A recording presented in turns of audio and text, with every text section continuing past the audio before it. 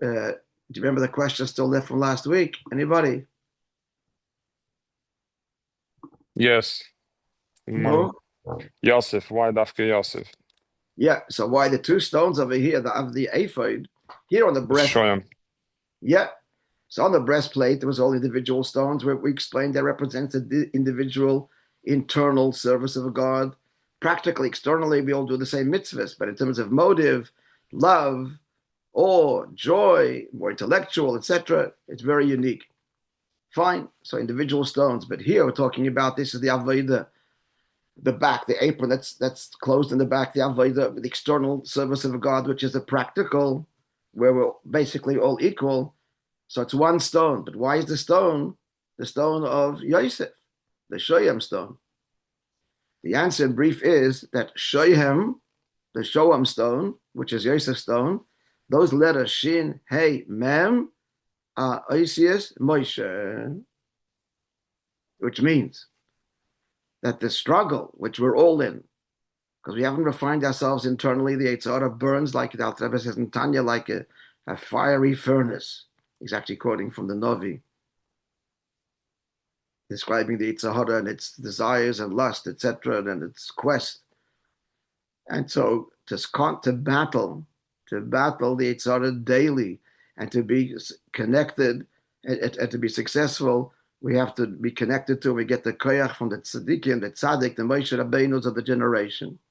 That is the Shoyam stone. And that was Taka Yosef, because Yosef was on a higher order. Yosef was the leader. That's why the brothers misjudged him. They judged him based on their own level. And they saw that this is something terrible because they saw he was going out there in the world and he was not behaving the way they believed Judaism should survive, which is to insulate and to isolate. That's why they were shepherds. Yosef was going the other direction, and this spells doom. What they didn't realize is that Yosef is a Matzilis. He's connected to Yaakov. He's a whole different level. He's the leader. In the end, they have to bow down to him to get the koich from him. That's why Yosef's dreams had to be fulfilled. Why do they have to bow down to him? What this whole drama?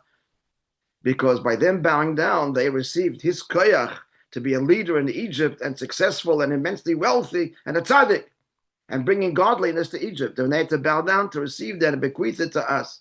So these stones, which are the struggle with the world, with the Yetzirah, the tzaddik doesn't struggle. The breastplate, he's already transformed himself. He despises sin. He loves only God. Doesn't have that big struggle. But the struggle that we all do, so it has to be the Shoyam stone, which is Moshe Rabbeinu, which is the Yinav Yosef, the leader, and that's where we get the Koyach. That's the answer why it is the Shoyam stone.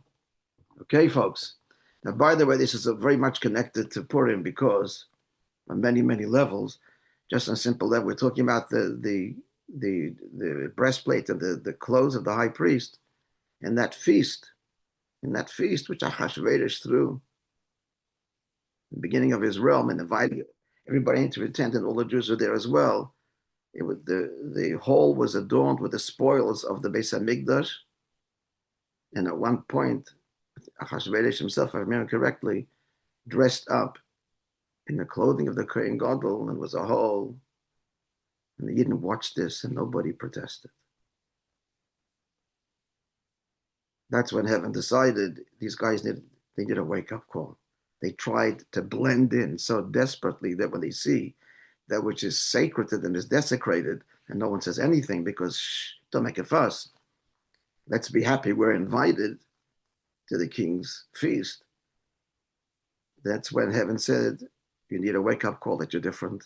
And that's when the whole Gzeda began. So it's a mamash, a connection to the Parashat Tetzaveh that we're learning about now. Okay, friends, I sent you a lot of text, so we want to begin today, and let us begin. We'll look at the English. It's kind of all over the place. I see. I'm trying to find it. Why didn't even send it? I don't see it here. Okay. So, okay, look, you look at the text later. I'll tell you by heart. You'll remember. So the Medrash says like this. These are the words of the Megillah. Vayivas be'enei Haman lishloach yad b'mordechai levadoi ki yigidu lo is am Mordechai. Meaning, Mordechai refused to bow down to the idolatrous image that Haman wore on his chest. Again, connection to Kohen Gadol, the opposite. And so he wanted to kill him. But then it was despicable in his eyes to kill him alone. When he realizes that he is from Am Yehudi and he actually represents, in essence, all Jews, again, Avnei Shoyam, that's when he decides he's going to destroy all the Jews. Now, the word the Torah uses, vayives, was despicable. He despised not just Mordechai, but despised all the Jews. So God says in heaven, Bozoi ben Bozoi, you despicable one, the son of a despicable one. Why is he the son of a despicable one? Haman is a descendant of Esav, Amalek.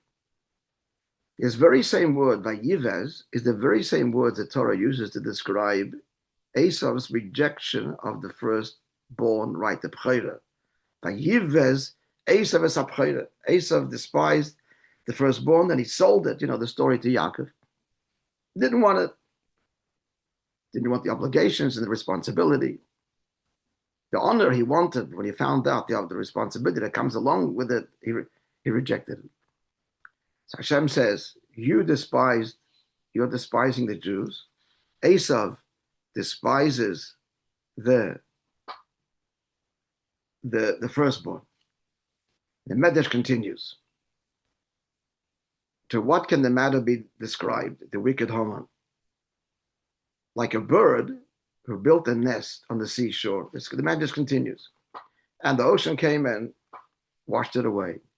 So the bird says, I swear I'm not going to leave this place until I turn the dry land into the ocean and the ocean to the dry land. What does the bird do? It goes into the water, takes with its beak some water and drops it in the dry land on the sand, then takes from the sand and drops it into the water. So listen carefully to the Medrash. A colleague a friend of the bird came along and says to the bird, you unfortunate one, you bad luck, you hapless, unfortunate fella. What you're doing is futile. You're wasting your time. You're not going to turn the dry land into the ocean, the ocean to the dry land. Says the Medrash continues, so too Hashem says to Haman, you want to destroy the Jews.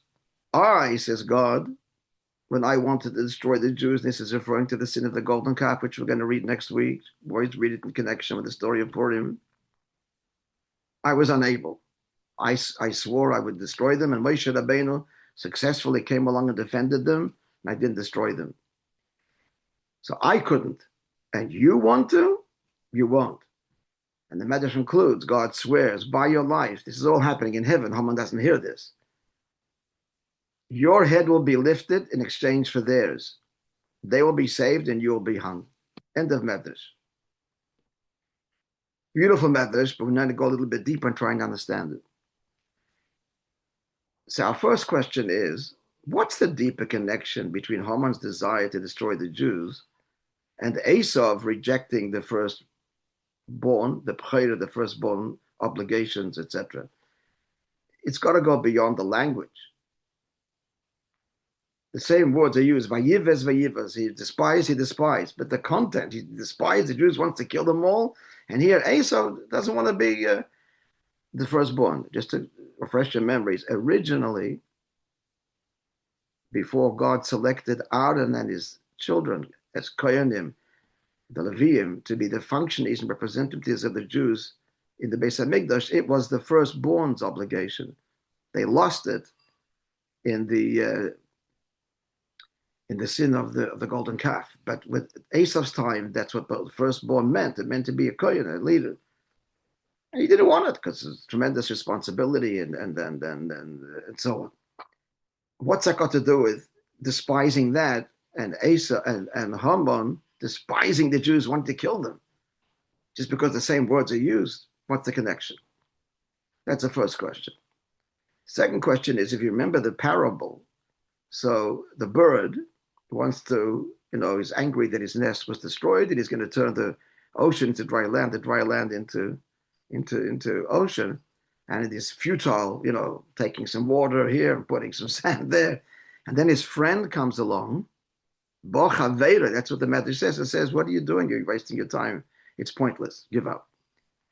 Now, in the object of so this is a moshel. So the whole story is God telling Haman that what you're doing is futile. I couldn't destroy them. You certainly won't. The question is, God's Haman's friend? Every detail in the Medrash is precise. So the Medrash has the parable has the bird trying to do what he does, and a friend, Chavar, saying, you're wasting your time. So too, Hashem says to Haman, you're wasting your time, but God's described as a Chavar, as a friend. How could that be? All right, so these are the two questions. They're true, and they're linked. We'll see one answer to both. The question is again, what's the connection between Esav and the birthright beyond the language similarity to Haman and the Jews? Answer. The Medrash tells us that Haman demanded that Mordechai bow down to him. He said, your grandfather, your elder, bowed down to my grandfather, so should you. What's you talking about? Yaakov bowed down to Esav. Right? In that that dramatic meeting after the separation of the 22 years, that encounter with Yaakov and Esav. So Yaakov is sending him presents to appease him, and then when he sees him, he bows down 7 times actually.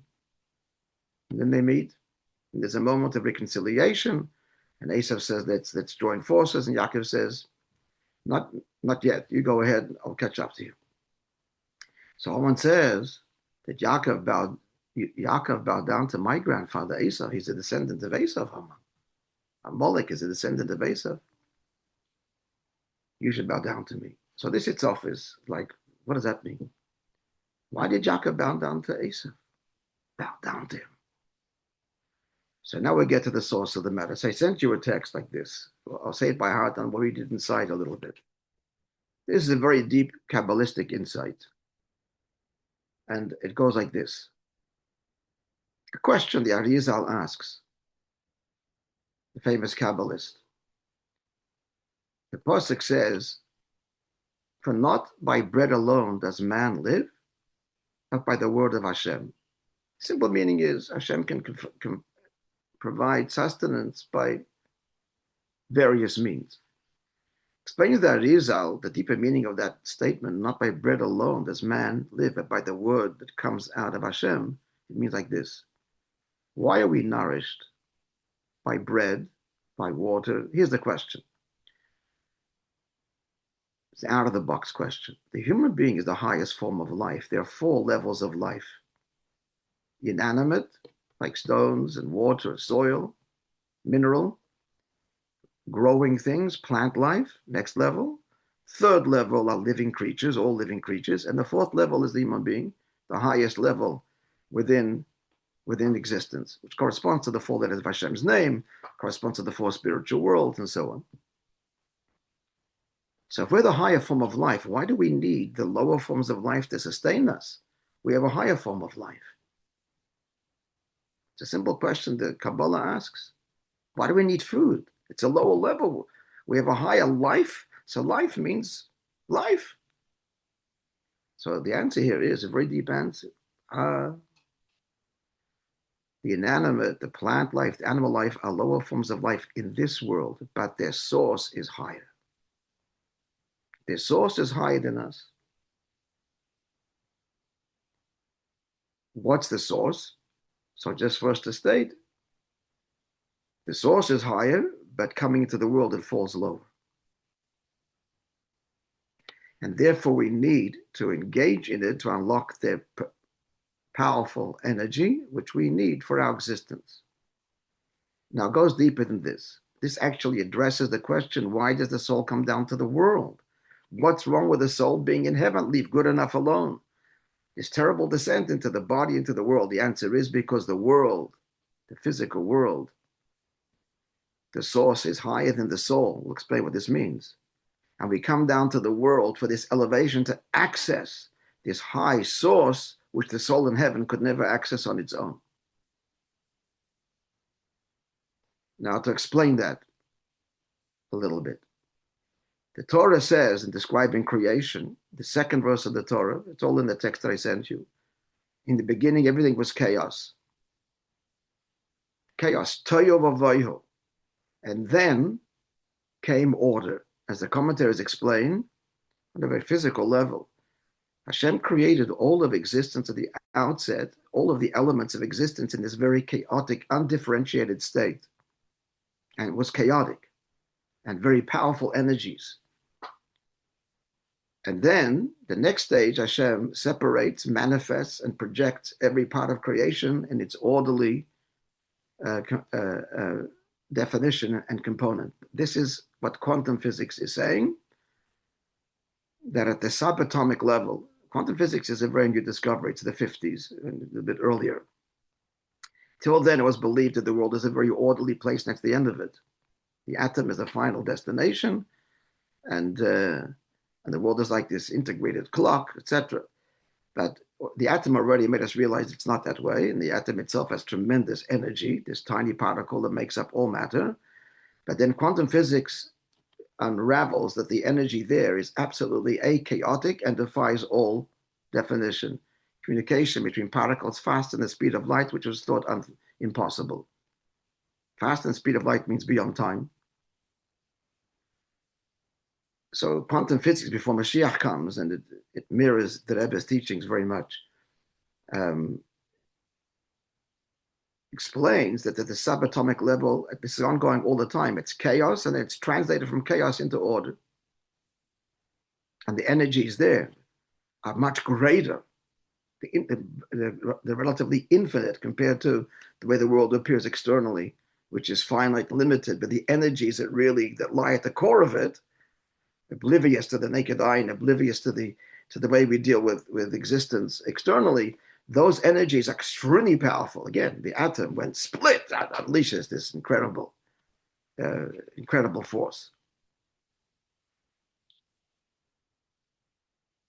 Toyo. So Kabbalah explains that this physical model reflects the spiritual reality.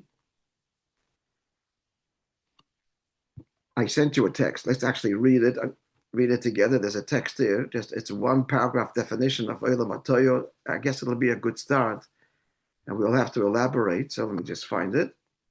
We're learning, friends, really elementary stuff of Kabbalah and Hasidus, and it's very relevant now because before Mashiach comes. So you all see that little press on it, Torah and Tikkun. Kabbalistic terms, literally chaos and rectification. Again, subatomic chaos, internally, externally, order. Tikkun means fixed, everything's fixed in its place. Kabbalah explains that at the beginning of creation, the world was in a spiritual condition called toyo, chaos, an elevated realm of spiritual existence which lacked the balance and order that characterizes our frame of reference and which therefore collapsed. There was the shattering of the vessels. Well, let's just read this and we'll try and elaborate a little bit. In an event called Shviras HaKelim, the breaking of the vessels when the light departed from them. This break was planned by God in the first place, for it was destruction for the purpose of building. Since only then could there exist the orderly world that we are familiar with, the world of tikkun, rectification, or order. This world, our world, externally possesses lesser lights, but the vessels are plentiful. The sparks of holiness that fell when the vessels were broken are hidden, embedded in various parts of the world. Actually, it's in every part of the world, and awaiting the correction through man's divine service. Okay, it's not. What he's saying is this. First, I'm going to give you the mechanics, and I'll explain it. In the same way that we're describing quantum physics, so this is mirroring the spiritual reality. Okay, here we go. In the creation of the world, God creates, this is ongoing, the world in a way that there is logic to it, because he wants us to appreciate, he wants a relationship with us. So this is the way it works. It starts with a God.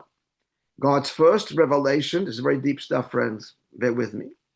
God first manifests infinite power, energy, or light, metaphorically speaking. That's the first divine revelation, is the infinite, which is totally beyond us. Oh, if that would be revealed to us, it would dissolve us out of existence, overwhelm us. God then contains the light, his revelation. The result is this containment, which we'll revisit in a second. That's where the shattering happens. But post-shattering, then God manifests orderly, structured attributes. God's intellect, God's emotions, 10 of them, which we all have as human beings. Structured, ordered, descriptive, intellect, emotions, love, fear, compassion, descriptive, orderly, integrated divine system, heavenly court, etc. But in between the infinite and the orderly, this is where the chaos happens. The meeting of the infinite and finite originally causes chaos and the shattering of the vessels.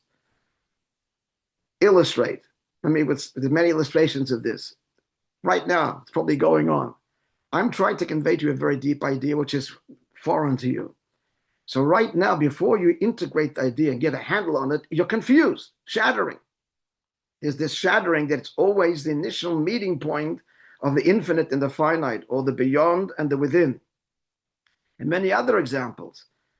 People go crazy. This is when they discover something that they were unexpected and totally beyond them, that can cause them, the whole brain to shatter, and they can never put the pieces back together again.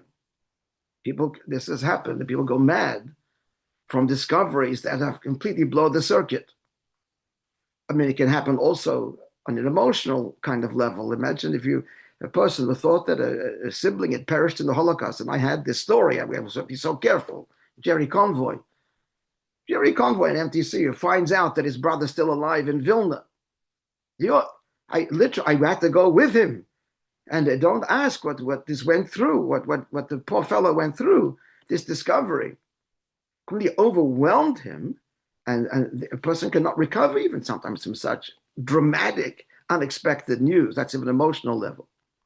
But it's certainly true in the world of ideas. An idea that is literally earth-shattering can be earth-shattering till eventually you get a grip on it, etc.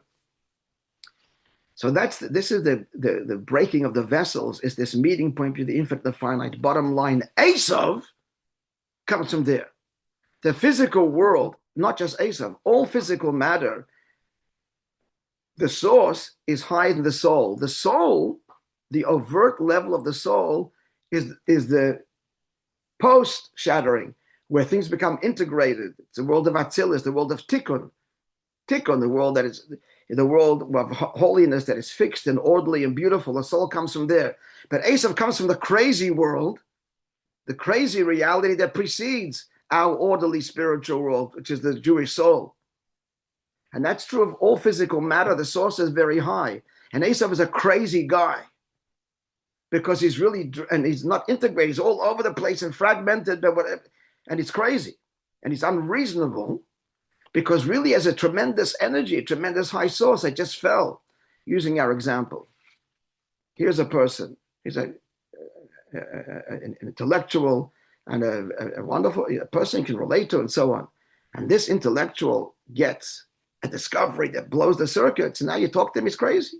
He's all over the place. He's crazy. So Esav is this kind of guy. It's not just Esav, it's the whole physical world. And we come down to the world, let's all come down to access these powerful energies and integrate them and use them in the force for good, the source for holiness. That's our mission, is to engage. That's why we need food and drink and physical things. Why do they nourish us? Because the source is really higher than the soul.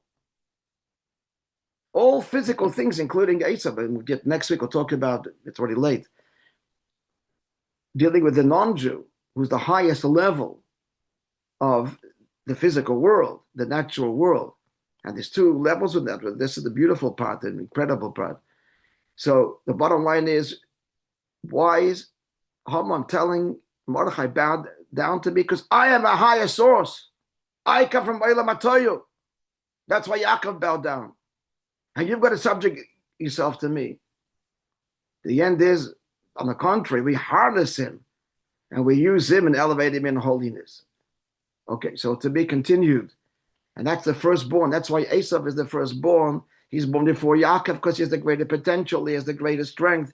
He has the craziness that Yaakov doesn't have. And our task is to take the craziness of the world, what's the selfishness of the world, the craziness, the fighting for territory, the desire for more and more and more, and nothing's ever enough. And the abuse and fragmentation of the world, to take all that craziness that is fighting and conflicting with itself and channeling it in its tremendous force for good. That's our task. But till we get there, there's this great struggle. But Haman is asserting first, I'm Esav. That's a connection to Esav. We come from a higher source than you. And then we'll continue the whole story, what God tells him and what happens at the end and how we do that. There's much more. Okay, so Be'ez Hashem will continue